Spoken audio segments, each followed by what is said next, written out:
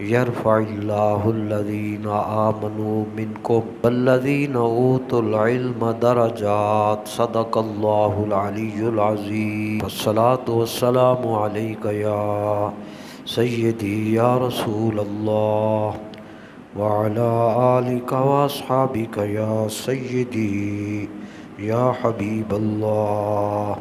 ماہ شوال المکرم 1445 ہجری کا آج پہلا جمعۃ المبارک ہے۔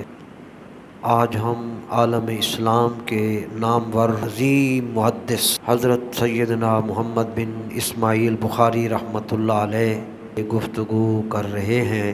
حقیقت یہ ہے ایسے نامور محدث کا تذکرہ کرتے رہنا اپنے ایمان کی بقا بھی ہے۔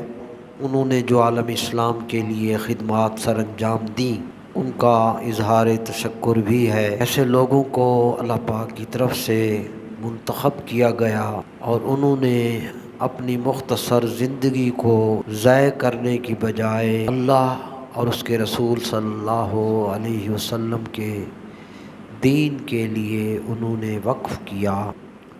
جب ان کی پاکیزہ زندگی کو ہم دیکھتے ہیں اور ان کی خدمات کو اور ان کی خدمات کے اثرات کو جب دیکھتے ہیں، صدیاں گزرنے کے باوجود یہ کتاب جو صحیح بخاری کے نام سے 2 جلدوں میں ہمارے پاس موجود ہے، اور اس بخاری شریف کا جو فیضان ہے اور جو روشنیاں ہیں دن بدن بڑھتی جا رہی ہے۔ تو ان چیزوں کو جب ہم دیکھتے ہیں تو بے ساختہ زبان پر یہ جملہ آتا ہے، سج گئے محبوب کی محفل کو سجانے والے، میری بات بن گئی ہے تیری بات کرتے کرتے، تیرے شہر میں میں آؤں تیری نعت پڑھتے پڑھتے۔ تو حضور کو یہ کام کرتے گئے وہ خود سج گئے، وہ خود روشن ہو گئے۔ سرکار کی محنت محبت اور دین کی برکتوں سے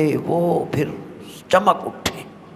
حضور کی صفت قرآن شریف میں اللہ نے بیان فرمائی، سراجم منیرا، اے حبیب ہم نے آپ کو چمکا دینے والا سورج بنا کر بھیجا ہے، جس کو فرمایا چمک تجھ سے پاتے ہیں سب پانے والے۔